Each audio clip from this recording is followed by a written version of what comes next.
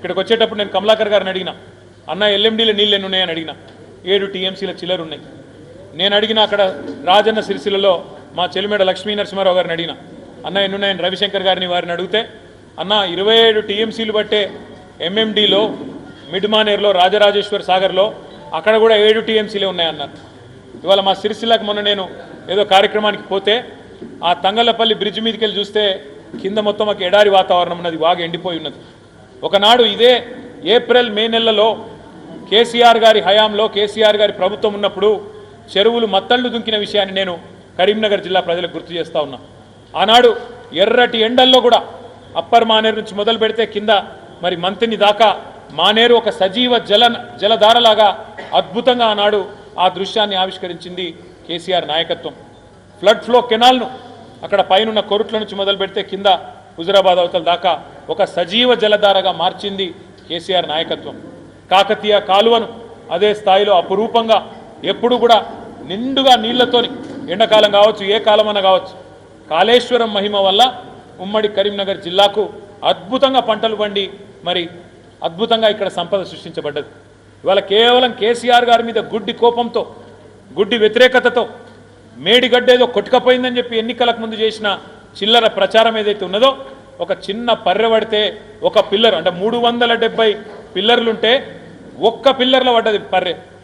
370ల 3 బ్యారేజీలు, 19 రిజర్వాయర్లు, 21 పంప్ హౌజులు, 100 కిలోమీటర్ల సొరంగ మార్గం, 1000 కిలోమీటర్ల ప్రవాహ కాలువలు గిన్ని ఉన్న కాళేశ్వరాన్ని పట్టుకొని ఒక్క బ్యారేజీలో 370 పిల్లర్లలో ఒక్క పిల్లర్కు పర్రె పడితే అయిపోయింది కొట్టుకపోయింది, 1,00,000 కోట్లు పోయినాయి అని చెప్పి ఇద్దరు కలిసి ఆయన దున్నపోతినిందంటే ఈయన దుడ్డను కట్టేయమన్నట్టు పైకెళ్ళి ఎన్డీఎస్ఏ రిపోర్ట్ అని చెప్పి ఒక ఆయన వచ్చి నీళ్ళల్లో దిగకుండా కనీసం కిందికి పోయి చూడకుండా ఏదో జరిగిపోయిందని చెప్పి ఆగమేఘాల మీద 48 గంటల్లో రిపోర్ట్ ఇచ్చింది కేంద్ర ప్రభుత్వం. ఆ రిపోర్ట్ను పట్టుకొని ఆయన దున్నపోతినిందని కాంగ్రెస్ వాడు అంటే రాహుల్ గాంధీ అంటే ఎన్డీఏ ప్రభుత్వం వచ్చి ఇగో దుడ్డను కట్టేయమన్నట్టు ఆ రిపోర్ట్ ఇచ్చింది. మరి నేను అడుగుతా ఉన్నా ఈరోజు 48 గంటల్లోనే రిపోర్ట్ ఇచ్చిన మీరు మేడిగడ్డ మీద సుంకిశాల రిటైనింగ్ వాల్ కూలిపోతే ఒక్క బీజేపీడు మాట్లాడాడు ఎందుకు? ఏ ఎన్డీఎస్ఏ కదలదు ఎందుకు? అట్లే ఎస్ఎల్బీసీ టన్నల్ కూలిపోయి 8 మంది చచ్చిపోయినారని చెప్పి వార్తలు వస్తున్నాయి. మరి 8 మంది చచ్చిపోయినా టన్నల్ కూలిపోయినా కేంద్ర ప్రభుత్వంలో మాత్రం దున్నపోతు మీద వానబడ్డట్టే తప్ప కనీసం ఒక్క మనిషి రాడు, ఒకరు మాట్లాడరు. ఈ ప్రభుత్వం మరి ఇట్లా తప్పు చేస్తున్నదనే మాట రాదు, ఎన్డీఎస్ఏ రాదు, ఎవరు కూడా రారు. అంటే దీన్ని బట్టి ఏమర్థమవుతున్నది? ఇద్దరు కలిసి బీజేపీ కాంగ్రెస్ కలిసి కేసీఆర్ గారిని బద్నాం చేయాలని. కానీ వాళ్ళు ఎన్ని అనుకున్నా అది నెరవేరది. ఎందుకంటే మేడిగడ్డ ఎక్కడైతే వీళ్ళు ఏదో జరిగిందని చెప్పి అభూత కల్పనలు సృష్టిస్తున్నారో ఇప్పటికే అది జరిగి 16-17 నెలలైంది. మధ్యలో భూకంపం వచ్చింది. మేడిగడ్డకు కొద్ది దూరమే ఎపి సెంటర్ ఉండే భూకంపాన్ని, అయినా ఆ అతి భారీ భూకంపాన్ని కూడా తట్టుకొని నిలబడ్డది మన మేడిగడ్డ, మన కాళేశ్వరం.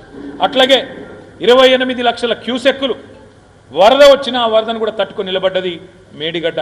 అందుకే కరీంనగర్ ఉమ్మడి జిల్లా రైతాంగం తరపున మేము ప్రభుత్వాన్ని డిమాండ్ చేస్తున్నాం. గతంలో కూడా మేము అందరం పోయినాం, ఎమ్మెల్యేలం, ఇన్ఛార్జీలం, కాళేశ్వరం కూడా పోయినాం.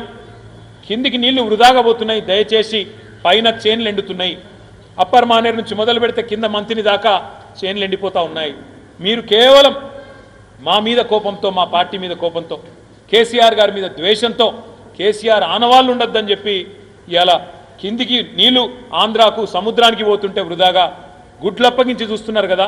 మీరు అనుకుంటే 3 నెలల్లో ఆ కాంట్రాక్టర్ తయారున్నా అని చెప్పిండు, ఒక్క పైసా కూడా ప్రభుత్వానికి పడదని చెప్పిండు, నేనే రిపేర్ చేస్తాను కూడా చెప్పిండు. ఆ పని చేయించండి అని చెప్పి ఉమ్మడి కరీంనగర్ జిల్లా రైతుల తరపున అడుగుతా ఉన్నాం. వెంటనే స్పందించి ఈ ఎండాకాలంలోనే మేడిగడ్డకు రిపేర్ చేస్తే మరి మళ్ళా పంటలు ఎండిపోయే పరిస్థితి ఉండదు. మీరు ఇప్పటికే రైతు బంధు ఇయ్యలే, రుణమాఫీ చేయలే, రైతులకు బోనస్ ఇయ్యలే, కరెంటు చక్కగా ఇస్తలేరు, నీళ్లు కూడా చక్కగా ఇయ్యక మళ్ళా రైతులు ఇప్పటికి 520 పైచిలకు మంది కాంగ్రెస్ ప్రభుత్వం వచ్చినాక ఆత్మహత్యలు చేసుకునే దుస్థితి ఉన్నది. ఈ పరిస్థితి ఇంకా తీవ్రం కావద్దు అంటే వెంటనే ప్రభుత్వం తన దున్నపోతు నిద్ర నుంచి మేల్కోవాలి. ఇవాళ మిడ్మానేర్ కానీ, ఎల్ఎండి కానీ, యూఎండి కానీ, చెరువులు కానీ ఈ ప్రాంతంలో మొత్తం నింపే విధంగా వెంటనే అక్కడ రిపేర్ పూర్తి చేసి 2-3 నెలల్లో నీళ్లు పంపింగ్ స్టార్ట్ చేయాలని చెప్పి కూడా మేము డిమాండ్ చేస్తూ ఉన్నాం.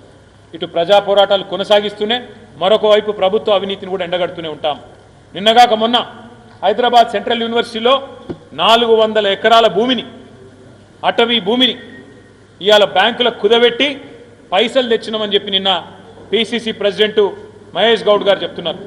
కానీ మళ్ళీ ఇంకా కూడా స్వయంగా పిసిసి అధ్యక్షుడే చెప్తుంటే కుదబెట్టినామని ఏం లేదని చెప్పి ఇంకో మంత్రి గారు మాట్లాడుతూ ఉన్నాడు. ఫస్ట్ కాంగ్రెస్ వాళ్ళు కూర్చోండి ఒక కాడ, కుదబెట్టినరా, అమ్మినరా, లేకపోతే మొత్తం దోసుకున్నారా, ప్లాట్లు కొట్టి మొత్తం లోపలనే కొట్టేసినరా, ఇది ఏందో కానీ మీరు మాట్లాడుకొని స్పష్టంగా బయటికి రండి, ఏం చెప్పదలుచుకున్నారు. మేము స్పష్టంగా ఆరోపిస్తూ ఉన్నాం,